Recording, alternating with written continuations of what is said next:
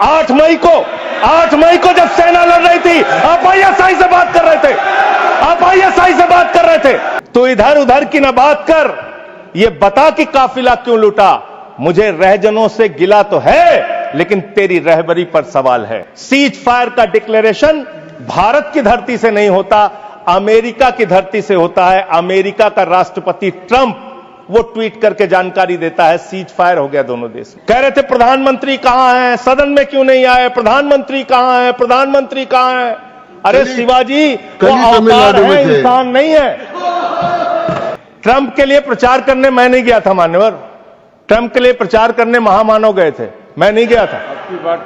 अब की बार ट्रंप सरकार उन्होंने नारा दिया था मान्यवर। 7-2 बता रहा हूं संबंध भैया, अगर नहीं संबंध बताऊंगा तो मुझे मेरी राज्यसभा से सदस्यता खत्म कर देना। तेरे खुलूस ने रखा मुझे अंधेरे में, तेरे खुलूस ने रखा मुझे अंधेरे में, तेरा फरेब मुझे रोशनी में ले आया, तेरा फरेब मुझे रोशनी में ले आया। ये फरेब पे फरेब, फरेब पे फरेब, धोखे पे धोखा, ये लगातार हो रहा है मान्यवर। हमेशा विपक्ष को ब्लेम करते हैं, विपक्ष को देशद्रोही कहते हैं, विपक्ष को गद्दार कहते हैं। आप पूरी दुनिया में घूमते हैं, एक देश आपके समर्थन में नहीं आता, एक भी देश आपके पक्ष में खड़ा नहीं होता, लेकिन जब आपको जरूरत होती है आप कहते हैं विपक्ष के लोगों पूरी दुनिया में जाओ और भारत के पक्ष में बोल के आओ। गए विपक्ष के लोग, हमारी भी पार्टी के 2 सांसद गए और हम सरकार का पक्ष दुनिया में रख कर आए। जब भी देश पे संकट होगा हम आपके साथ खड़े हैं, लेकिन लोगों को बांटने का काम, अपमानित करने का काम और रोज रोज इस तरीके से गद्दार कहने का काम बंद कीजिए। मान्यवर, कल से लेकर आज तक दोनों सदनों में सरकार की ओर से बहुत सारी बातें कही गई, अपना मुंह से खुद ही बखान किया गया, हमने ऐसा कर दिया, हमने वैसा कर दिया। हम भारत की सेना का, भारत के बहादुर सैनिकों का, बहादुर जवानों का बार बार नमन करेंगे, उनकी शौर्य और वीरता को बार बार प्रणाम करेंगे, लेकिन आपके नाकारेपन पर 1000 बार सवाल पूछेंगे मान्यवर, क्योंकि सवाल आपसे बनते हैं। पहलगाम में जो निर्दोष लोग बैसरन घाटी में गए थे, उनको आकर 5 खूंखार आतंकवादियों ने कैसे मार दिया। भारत की सीमा के अंदर 200 किलोमीटर वो आतंकवादी कैसे घुस गए, कहां से आपकी इंटेलिजेंस फेलियर हुई, उसके लिए कौन जवाबदेह है। और जब हम सर्वदलीय बैठक में बैठे थे, आदरणीय लीडर ऑफ अपोजिशन भी वहां पे थे, त्रुचि शिवाजी भी थे, और मान्यवर हमको बताया गया, सरकार के द्वारा बताया गया कि बैसरन घाटी में सिर्फ अमरनाथ यात्रा के 15 दिन पहले ही लोग आते हैं। ये तो पता नहीं किस गलती से होटल वालों के साथ मिलकर बैसरन घाटी को खोल दिया गया। आप इतने सारे अलग अलग दलों के नेताओं को सरकार के जिम्मेदार मंत्री, गृह मंत्री की मौजूदगी में, रक्षा मंत्री की मौजूदगी में गलत जानकारी दे रहे हैं। बाद में जब हमने पता किया तो पता चला कि हमेशा वो बैसरन घाटी खुली रहती है, लेकिन वहां सुरक्षा के कोई इंतजाम नहीं थे मान्यवर। वो लोग चीखते रहे, चिल्लाते रहे, रोते रहे, बिलखते रहे, अपनी जान गंवाते रहे, सहायता मांगते रहे, लेकिन उनकी सहायता करने वाला कोई नहीं था। मैं गया था शुभम द्विवेदी जी के घर कानपुर में मान्यवर, और उनके पिता ने रो के एक ही मांग कही। उनकी पत्नी का रो रो के बुरा हाल था, उनके परिवार के लोगों ने, उनके पिताजी ने रो रो के एक ही बात कही, हमारे बेटे ने देश के लिए अपनी शहादत दी है। जो लोग इसमें मारे गए हैं, सरकार हमें क्या मदद देती है उससे हमें लेना देना नहीं, कम से कम हमको शहीद का दर्जा दिया। ये उनकी पीड़ा थी, उनकी मांग थी। मैं आपके माध्यम से सरकार तक उनकी भावनाएं पहुंचाना चाहता हूं मान्यवर। बताया गया कि जब यह घटना हुई उसके बाद देश के गृह मंत्री वहां जाते हैं। देश के गृह मंत्री ने जाके वहां प्रेस कॉन्फ्रेंस किया, अपनी बात कही। उसके बाद प्रधानमंत्री को इसकी सूचना मिलती है। प्रधानमंत्री जी अपना कार्यक्रम छोड़ के भाग के आते सऊदी अरबिया से। पूरा देश इंतजार कर रहा था कि प्रधानमंत्री जी आ रहे हैं। प्रधानमंत्री जी निश्चित पहलगाम जाएंगे। प्रधानमंत्री जी पहलगाम नहीं गए मान्यवर। प्रधानमंत्री जी 24 अप्रैल को बिहार में चुनाव प्रचार गए। प्रधानमंत्री जी 1 मई को महाराष्ट्र, केरला और आंध्र प्रदेश में उद्घाटन करने के लिए गए। प्रधानमंत्री जी फिल्मी सितारों को संबोधित करने गए, फिल्मी सितारों को संबोधित करने गए, लेकिन जो लोग पहलगाम में मारे गए थे उनकी पीड़ा, उनका हाल, उनका दुख, उनकी तकलीफ जानने के लिए नहीं गए। मान्यवर, यहां कहा गया सेना के शौर्य को, बहादुरी को नमन कीजिए। हम करेंगे, बार बार करेंगे, लेकिन आपने सेना के लिए क्या किया? जया बच्चन जी कह रही क्या हैं, यह देश जानना नहीं चाहता? जया बच्चन जी कह रही हैं कि आप गलत बोल रहे हो। कौन कह रहा है? जया बच्चन जी। आपने उतनी दूर से नहीं सुना होगा मान्यवर, आपने सुना नहीं होगा। आप सुन लीजिए मान्यवर, आप सुन लीजिए, कृपया सुन लीजिए मान्यवर। तो फिल्मी सितारे जो आपने कहा ना, वो जिस तरह से आपने कहा कुछ डेरोगेटरी लगा। यही मेरा ऑब्जेक्शन। मान्यवर, नहीं, मैं ये नहीं कह रहा हूं कि फिल्मी सितारों को आपने संबोधित किया या किसी आप कार्यक्रम में गए, लेकिन आपकी पहली प्राथमिकता भारत के प्रधानमंत्री के तौर पे क्या थी? सवाल यह है कि पहली प्राथमिकता आपकी क्या थी? पहली प्राथमिकता थी देश में आते, बिहार का चुनाव छोड़ते, पहले आप पहलगाम जाते। पहले आप उस घटनास्थल पे जाते। हमारा सवाल यह है, अभी त्रुचि शिवाजी बहुत दुखी थे, कह रहे थे प्रधानमंत्री कहां हैं, सदन में क्यों नहीं आए, प्रधानमंत्री कहां हैं, प्रधानमंत्री कहां हैं? अरे शिवाजी, वो अवतार है, इंसान नहीं है। वो अवतार है, कृपया इधर भगवान है, अदृश्य। इधर देखें, अदृश्य नहीं, कल तमिलनाडु में ही थे अभी सर, सर ये बड़े परेशान है कि प्रधानमंत्री जी सदन में नहीं आए। प्रधानमंत्री जी अवतार हैं, वो अदृश्य रह के भी कहीं मौजूद हो सकते हैं। उनको आना नहीं होता शारीरिक रूप से, वो प्रकट हो जाते हैं, प्रकट हो जाते हैं। नॉन बायोलॉजिकल है सर वो, तो इसलिए प्रधानमंत्री कभी नहीं आते ऐसे मसलों पे। 18 घंटे काम करते हैं प्रधानमंत्री, लेकिन इतने गंभीर विषय पे दोनों सदनों के अंदर चर्चा हो रही है। 18 घंटे काम करने वाला प्रधानमंत्री 2 घंटे भी दोनों सदनों में क्यों नहीं है? यह सवाल हम लोग पूछना चाहते हैं। आपको इसका महत्व नहीं नजर आता? आपको कह रहे हैं आपकी बात सुनने के लिए नहीं आना चाहते, राजनाथ सिंह की बात सुनने आ जाते। ये लोग भी बकवास करते हैं। हम लोग जब बोले मत सुनो, भेज दो वापस, कम से कम अपने लोगों की तो सुनने आ जाओ। बकवास वो भी सुनने नहीं आते। बकवास बोला सर, बकवास सब नहीं, उन्होंने बोला हट जाएगा दोनों। जैसे आप उनका सुन ले वैसे मैंने उनका सुन लिया, मैंने उनका सुन लिया। तो आपके मंत्री यहां बकवास करते हैं? आपके माननीय मंत्री, सांसद, नेता जो आते हैं यहां बकवास सब मत बोलिएगा, आप चेयर ने मना कर दिया। चलो मान्यवर, ये सेना के सम्मान की बात हो रही है। आपने कितना सेना का सम्मान किया? 3 साल तक भारत के सेना की भर्ती बंद रही मान्यवर, और उन 3 सालों में भर्ती बंद होने के कारण 1,80,000 सेना की तादाद को कम किया गया। उसके लिए आप जिम्मेदार हैं। बार बार आपसे सवाल पूछा जाएगा और आपकी आलोचना होनी चाहिए। आपने भारत की सेना में भर्ती होना वो चाहे उत्तर प्रदेश का नौजवान हो, चाहे बिहार का, चाहे हरियाणा का, चाहे राजस्थान का, चाहे हिंदुस्तान के किसी कोने का हो, उसके लिए गौरव और सम्मान की बात होती थी। सुबह 4 बजे उठ के दौड़ लगाता था, मेहनत करता था, उसकी मां दूध पिला के तैयार करती थी अपने बेटे को कि कभी जरूरत पड़ेगी तो अपने प्राणों की आहुति देके भारत माता की रक्षा करेगा। ये आपने उस जगह पे 4 साल की नौकरी कर दी। आप सेना के सम्मान की बात करते हैं।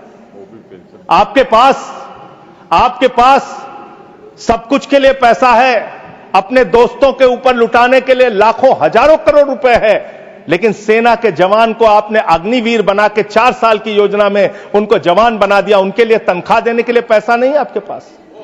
बीएसएफ के जवान, सीआईएसएफ के जवान, पैरामिलिट्री फोर्सेस के जवान, उनको पेंशन देने के लिए पैसा नहीं है, शहीद का दर्जा देने के लिए पैसा नहीं है आपके पास।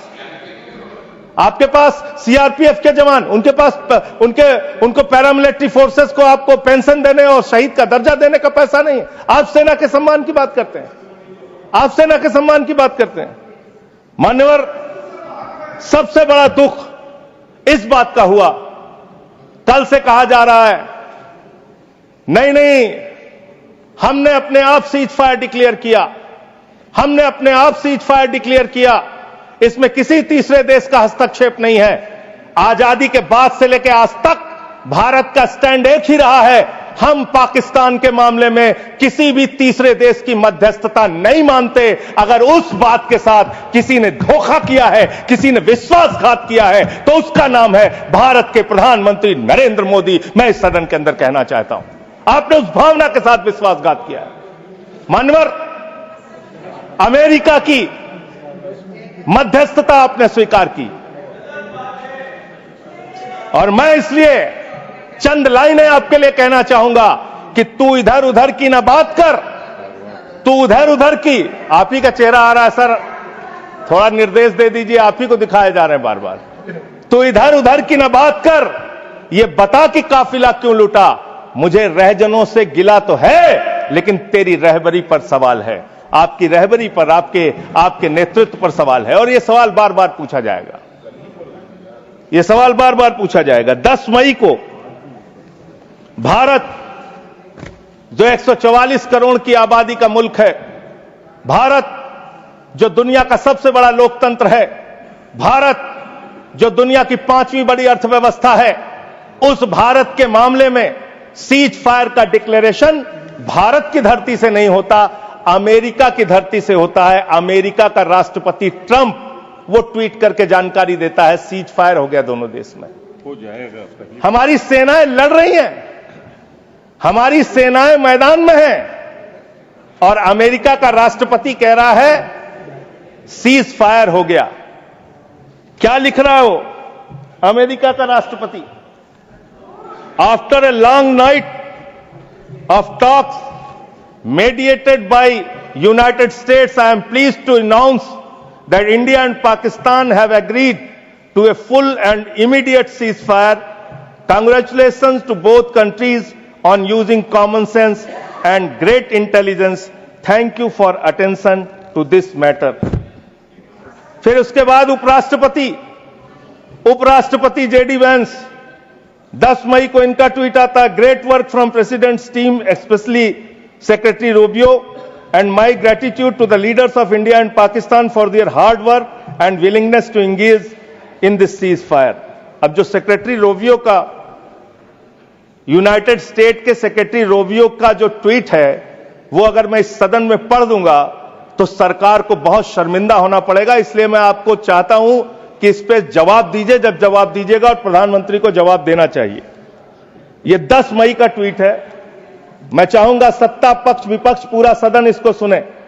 Over the past 48 hours, vice president Vance and I have engaged with the senior Indian and Pakistani officials, including Prime Ministers Narendra Modi and Shehbaz Sharif, External Affairs Minister Subramaniam Jaishankar, Chief of Army Staff Asim Munir, and National Security Advisors Ajit Doval and Asim Malik. I am pleased to announce the governments of India and Pakistan have agreed to an immediate ceasefire and to start talks on a broad set of issues at a neutral site we commend Prime Ministers Modi and Sharif on their wisdom, prudence and statesmanship in choosing the path of peace. कृपया Sir, इनको प्रमाणित करके ये प्रमाणित कर दूंगा sir, दे प्रमाणित दूंगा करें, इसको और ये प्रमाणित करके दें। सर मुझे बोलने, उसके मैं बोलने दे रहा हूँ आपको। अरे सर ऐसे आप बीच बीच में बोलेंगे तो मैं नहीं बोलता बीच में जी। आप प्रमाणित करके दे, उसके बाद इसको रिकॉर्ड में ले। हाँ, सर इसको हटा क्यों रहे हैं आप? नहीं हटा रहा हूँ, मैं ये कह रहा हूँ कि आप मैं ये कह रहा हूं कि प्रमाणित करेंगे ये तो ये प्रोसीडिंग में जाएगा। मैं इसको दे रहा हूं सर, आपको दे दूंगा। हाँ, दीजिए, दे दूंगा सर। मान्यवर, मैं बड़ी विनम्रता पूर्वक इस सरकार से ये पूछना चाहता हूं कि ये सेक्रेटरी, यूनाइटेड स्टेट का सेक्रेटरी जो है रूबियो, वो कह रहा है 10 मई को कि पिछले 48 घंटे से प्रधानमंत्री नरेंद्र मोदी से, पाकिस्तान के प्रधानमंत्री शरीफ से, वहां के एडवाइजर आसिम मलिक से हम लोग बातचीत कर रहे थे। आसिम मलिक कौन है सर? आसिम मलिक कौन है? आसिम मलिक है आईएसआई का चीफ, जो पाकिस्तान के द्वारा प्रायोजित आतंकवाद का संरक्षक है। भारत की सरकार उससे बातचीत कर रही थी जब सेना लड़ रही थी। 8 मई को जब सेना लड़ रही थी, आप आईएसआई से बात कर रहे थे, आप आईएसआई से बात कर रहे थे। आसिम मुनीर और आसिम मलिक दोनों से आप बात कर रहे थे, आप बात कर रहे थे, आप बात कर रहे थे आईएसआई से।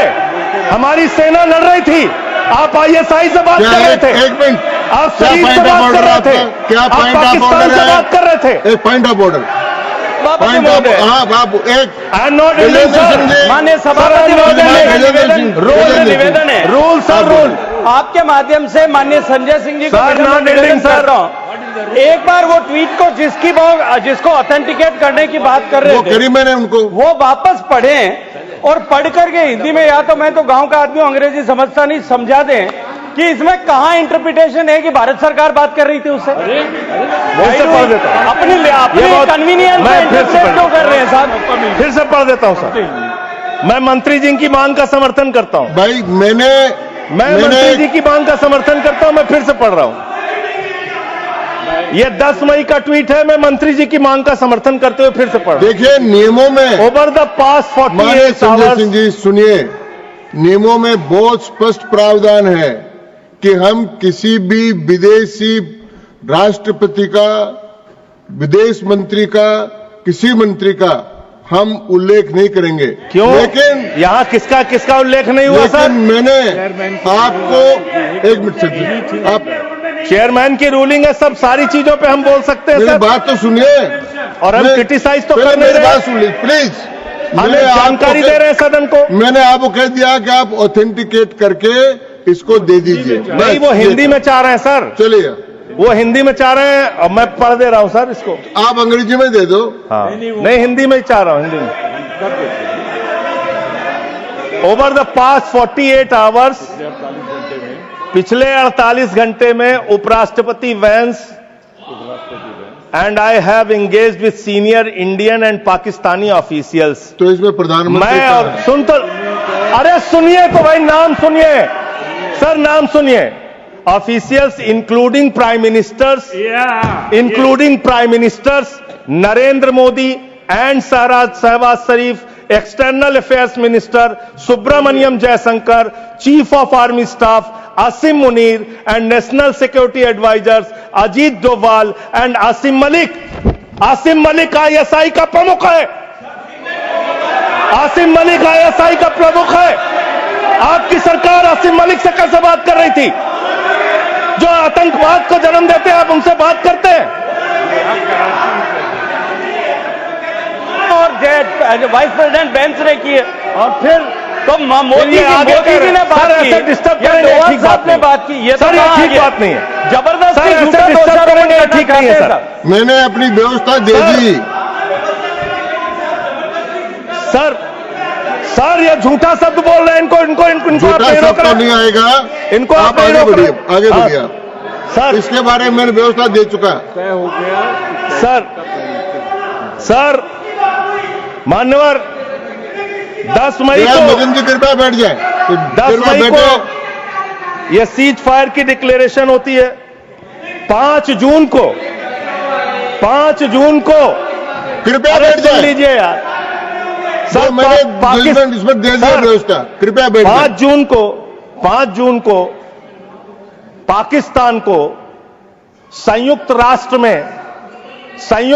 संघ की एंटी टेररिस्ट कमेटी जो है उसका वाइस प्रेसिडेंट बनाया जाता है। हम जानते हैं इसमें अमेरिका की ही चलती है, अमेरिका के कहने पे बनाया। पाकिस्तान एंटी टेररिस्ट कमेटी का वाइस प्रेसिडेंट बन रहा है। वो पाकिस्तान जिसने 10 साल तक ओसामा बिन लादेन को अपने घर में छिपा के रखा, वो पाकिस्तान जहां मसूद अजहर है, वो पाकिस्तान जहां हाफिज सईद है, वो पाकिस्तान जिसने ताज पे हमला किया मुंबई में, वो पाकिस्तान जिसने संसद पे हमला किया, वो पाकिस्तान जिसने अक्षरधाम किया, वो पाकिस्तान जिसने उड़ी किया, वो पाकिस्तान जिसने पुलवामा किया, वो पाकिस्तान जिसने लाल किले पे हमला किया, वो पाकिस्तान जो हिंदुस्तान में आतंकवाद फैलाता है, पहलगाम की घटना को अंजाम देता है। आप कह रहे हैं वो पाकिस्तान आपसे गिड़गिड़ाया, आप मान गए। अरे मान्यवर, वो हमारी बहनें भी तो गिड़गिड़ा रही थी, वो आतंकवादी तो नहीं माने, आप कैसे मान गए? वो बहनें भी तो गिड़गिड़ा रही थी मान्यवर, वो भी तो कह रही थी आतंकवादियों के सामने कि मत मारो मेरे पति को, मत मारो, लेकिन मारा उन्होंने। आप कह रहे पाकिस्तान का डीजीएमओ बात कर गया, पाकिस्तान के डीजीएमओ ने कह दिया कि अब हम आगे कोई घटना नहीं करेंगे। आप मान गए उनकी बात? जिन्होंने संसद पे हमला किया, जिन्होंने लाल किले पे हमला किया, जिन्होंने मुंबई के ताज पे हमला किया, जिन्होंने अक्षरधाम पे हमला किया, जिन्होंने पहलगाम किया, जिन्होंने उड़ी किया, आप उनकी बात मान गए? पुलवामा किया, और पुलवामा मान्यवर आप सेना के सम्मान की बात करते हैं मान्यवर। 19 जून को अमेरिका ट्रंप के लिए प्रचार करने मैं नहीं गया था मान्यवर, ट्रंप के लिए प्रचार करने महामानव गए थे, मैं नहीं गया था। अब की बार ट्रंप सरकार उन्होंने नारा दिया था मान्यवर। और ये 19 जून को क्या किया? उस ट्रंप ने 19 जून को क्या किया? 19 जून को उसने आसिम मुनीर को बुलाया, पाकिस्तान का आर्मी चीफ, उसको बुलाया सेना का, और उसको बुला के बंद कमरे में लंच कराया। लंच कराने के बाद नहारी खिलाया, हो सकता है नहारी खिलाया हो। और लंच कराने के बाद जब दोनों लोग निकले तो उस लंच में पता चला कि वो आसिम मलिक भी था, आईएसआई का प्रमुख जो था सर, वो भी था बातचीत में। जो इंडिया के अंदर जो आईएसआई आतंकवाद की घटनाएं देता है, जब को अंजाम देता है, वो भी था। तो जब उससे पूछा गया ट्रंप से what he wanted to achieve from meeting mister Munir, the US president said, well I stop the war, I love Pakistan, I love Pakistan. ये ट्रंप बोल रहा है। मोदी का दोस्त सर बार बार आप ही आ जा रहे हैं, मना कर दीजिए, ऐसे क्यों कर रहे हैं? बार बार आप ही आ रहे हैं। आई लव पाकिस्तान, ऐसे स्ट्रेटेजिक खेल मत खेलिए सर। आई लव पाकिस्तान कह रहा है ट्रंप। वहां पाकिस्तान और अमेरिका का इलू इलू चल रहा है, और आप कह रहे हैं अब की बार ट्रंप सरकार।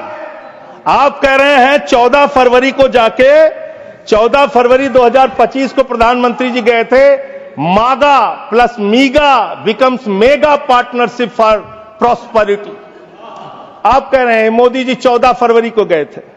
14 फरवरी 2025 को जब आप गए थे तो 7 फरवरी को वही अमेरिका हमारे भारतीयों को बेड़ी में बांध के अमृतसर में उतारा था सर। आप यहां उतरे और आपने आपत्ति नहीं की। आप कह रहे हैं मेगा मीगा मागा, वहां कर रहे हैं मेगा मीगा मागा, मेगा मीगा मागा, और वो अमेरिका आपके साथ ऐसे विश्वासघात कर रहा है। अभी उसके बाद ये तो आई लव पाकिस्तान बोला, फिर उसके बाद डिप्टी पीएम पाकिस्तान का उप प्रधानमंत्री गया 25 जुलाई को, उसने यूएस सेक्रेटरी से मुलाकात की, इस रूबियो से, मार्को रूबियो से, और उसके बाद ये लास्ट की लाइन खाली पढ़ रहा हूं। I also thanked him for Pakistan partnership in countering terrorism and preserving regional stability. ये धन्यवाद कर रहा है, धन्यवाद कर रहा है। अमेरिका का मार्को रूबियो सेक्रेटरी कह रहा है कि पाकिस्तान को हम धन्यवाद देते हैं आतंकवाद से लड़ने के लिए। तो मुझे एक लाइन याद आ रही है, खुलूस मतलब होता है मोहब्बत। प्रधानमंत्री जी के लिए और अमेरिका के राष्ट्रपति के लिए एक लाइन में पढ़ना चाहूंगा। प्रधानमंत्री तो फिदा है उनके ऊपर, ट्रंप के ऊपर। तो प्रधानमंत्री की ओर से ट्रंप के लिए लाइन है कि तेरे खुलूस ने रखा मुझे अंधेरे में, तेरे खुलूस ने रखा मुझे अंधेरे में, तेरा फरेब मुझे रोशनी में ले आया, तेरा फरेब मुझे रोशनी में ले आया। ये फरेब पे फरेब, फरेब पे फरेब, धोखे पे धोखा, ये लगातार हो रहा है। मान्यवर, अब मैं एक बहुत ही महत्वपूर्ण बात आपके सामने रखना चाहूंगा। हमारी सरकार ने कहा हम अपने वीर जवानों के लिए ताली बजाएं, हमने ताली बजाया। हम उनका नमन करें, हमने नमन किया। आपने क्या किया? भारत के सेना की बहादुर बेटी कर्नल सोफिया कुरैशी के लिए आपका बीजेपी सरकार का मध्य प्रदेश का मंत्री कहता है वो आतंकवादियों की बहन है। और यही नहीं मान्यवर, बात यहां तक नहीं रुकती। कर्नल सोफिया कुरैशी को कहा आतंकवादी की बहन है। भारत के विदेश सचिव विक्रम मिश्री जी, उनकी बेटी के लिए सोशल मीडिया पे इतनी ज्यादा आपत्तिजनक बातें लिखी गई, सरकार ने कोई कार्रवाई नहीं की और विदेश सचिव को अपना ट्विटर का अकाउंट लॉक करना पड़ा।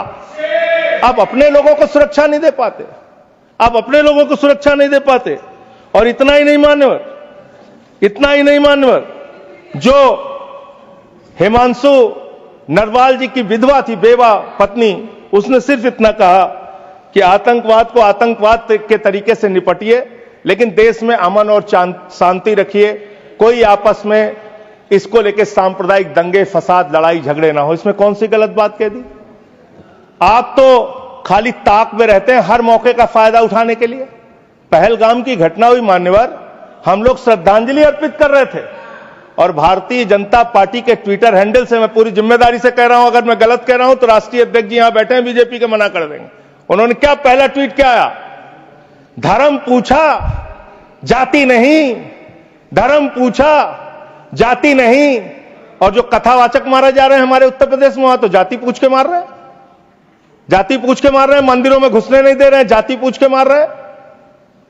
ये भी तो हो रहा है इस देश के अंदर। इसलिए आप विषय पर बोलिए। माननीय विषय नहीं बोल रहा हूं सर, नहीं विषय नहीं, ये सर ये विषय नहीं लिखा है है ना, ये विषय है सर, ये विषय नहीं है। नरवाल का विषय। हाँ आप विषय पर बोलिए। सर विषय यही है। नरवाल और आप एक बात मैं कह सकता हूं सर, विदेश सचिव का नाम नहीं लिखे, मंत्रालय का नाम लिखे। ये काहे के लिए ये है सर? हम ऑफिसर्स अच्छा चलिए ठीक, जो आपको ठीक लगे सर, जैसे आपने। ऑफिसर्स का नाम सर, नहीं ले सकते। नो चलिए सर, नो सर वैसे मैं एक बात कह सकता हूं और सरकार को इसको ध्यान देना चाहिए सर। मैं बड़ी गंभीरता से इस बात को कह रहा हूं। आप गोदी मीडिया से अपनी चाटुकारिता दिन रात करवाना चाहते हैं, करवाइए, कोई हमें दिक्कत नहीं है, वो लोग करेंगे ही। लेकिन जब युद्ध का समय है, लड़ाई का वक्त है, इतने गंभीर समय में है, ऐसे समय में आप ऐसे समय में झूठी खबरें वहां पे चलवा रहे हैं, झूठी खबरें चलवा रहे हैं। लाहौर में घुस गए, इस्लामाबाद में घुस गए, यहां कराची में कब्जा हो गया, रावलपिंडी में कब्जा हो गया। अरे भाई, ऐसे वक्त में हमारी सेनाएं लड़ रही होती हैं, उनको सही जानकारी सारी चीजों की होती है, परिस्थितियों का। आप उनके जीवन को संकट में डाल रहे हैं। कौन कहां लड़ रहा है, किस पोजीशन पे है, आप दुनिया भर की जो भी मन हो रहा खबरें चलाए जा रहे हैं मीडिया पे, तो इस पर भी रोक लगनी चाहिए। तीसरी बात, यहां पे चाइना की भी बात हुई। चाइना ने पूरी तरीके से पाकिस्तान का साथ दिया, पूरी तरीके से मिसाइल दिया, लड़ाई में हर तरीके से उनका साथ दिया, हर तरीके से पाकिस्तान का साथ देने का काम चीन ने किया, हर तरीके से पाकिस्तान का साथ देने का काम अमेरिका ने किया। और आप क्या कर रहे हैं चीन के साथ? मैंने कल देखा, मैंने सोचा मान्यवर कि चलिए इसी को देखते हैं। गलवान घाटी में जब हमारे जवान शहीद हुए, उसके बाद हमने चीन से अपने कैसे रिश्ते किए, आपने क्या किया, यह पूरे देश को जानना चाहिए और खास तौर से आपके समर्थकों को। 2020 के घटना के बाद, गलवान घाटी में जब हमारे जवान शहीद हुए, उसके बाद आपने 4,83,033 करोड़ रुपए का आयात चीन से किया। 2021-22 में आपने 7,10,148 करोड़ रुपए का व्यापार चीन से किया, आयात चीन से किया। 2022-23 में 8,03,533 करोड़ का आयात चीन से किया।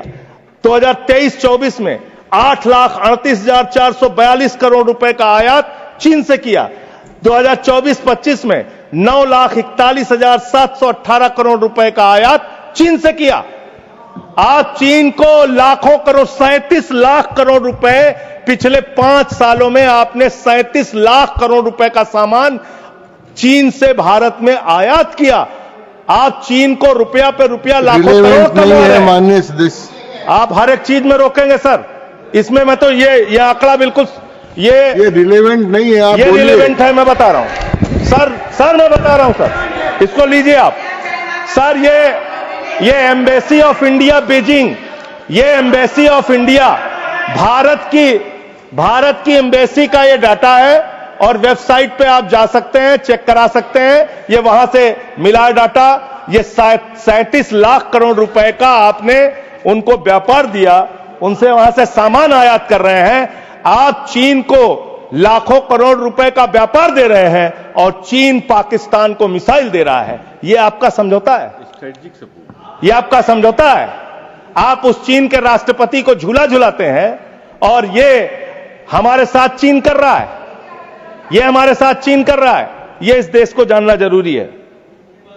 पाकिस्तान को कर्जा मिलता है IMF से, वर्ल्ड बैंक से, और ये कर्जा मिलता है लगभग 3 लाख करोड़ रुपए का कर्जा उनका सैंक्शन हो चुका है, मिल जाएगा। और काफी विरोध भी किया सरकार ने, लेकिन माने नहीं वो लोग, माने नहीं। लड़ाई के समय में उनका कर्जा सैंक्शन हो रहा है और वो पैसा कहां लगेगा?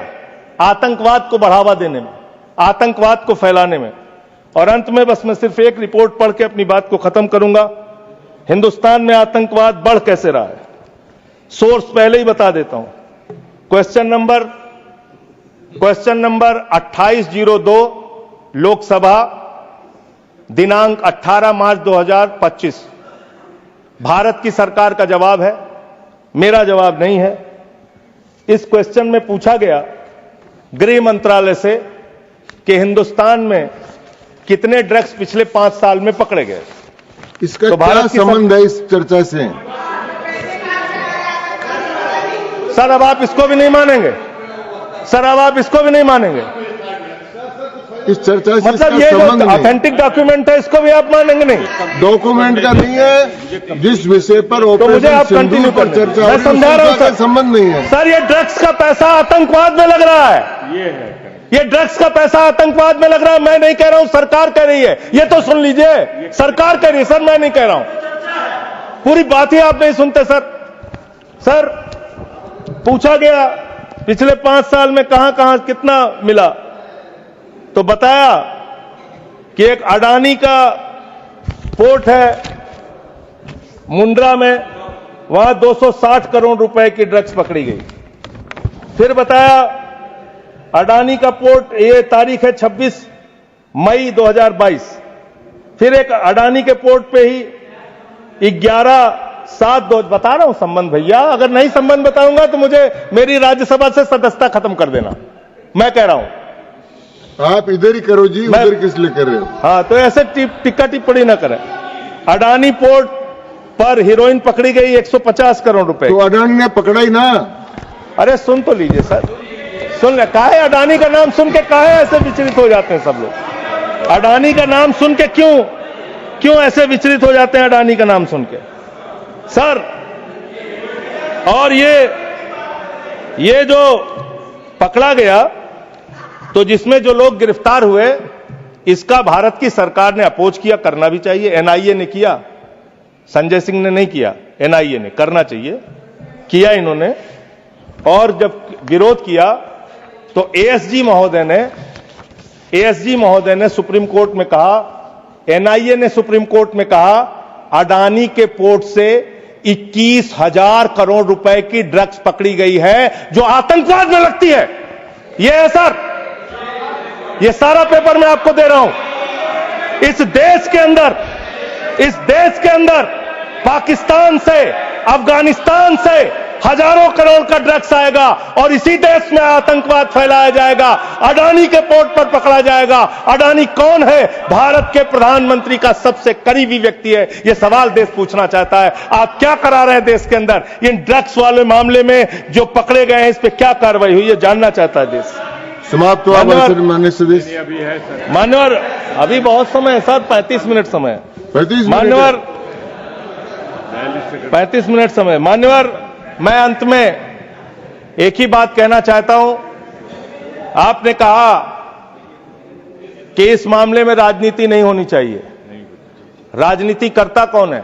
इतनी हर मामले में आप राजनीति करते हैं, हर मामले में आप राजनीति करते हैं, हमेशा विपक्ष को ब्लेम करते हैं, विपक्ष को देशद्रोही कहते हैं, विपक्ष को गद्दार कहते हैं। आप पूरी दुनिया में घूमते हैं, एक देश आपके समर्थन में नहीं आता, एक भी देश आपके पक्ष में खड़ा नहीं होता, लेकिन जब आपको जरूरत होती है आप कहते हैं विपक्ष के लोगों पूरी दुनिया में जाओ और भारत के पक्ष में बोल के आओ। गए विपक्ष के लोग, हमारी भी पार्टी के 2 सांसद गए और हम सरकार का पक्ष दुनिया में रख कर आए। जब भी देश पे संकट होगा हम आपके साथ खड़े हैं, लेकिन लोगों को बांटने का काम, अपमानित करने का काम और रोज रोज इस तरीके से गद्दार कहने का काम बंद कीजिए। बहुत बहुत धन्यवाद। धन्यवाद।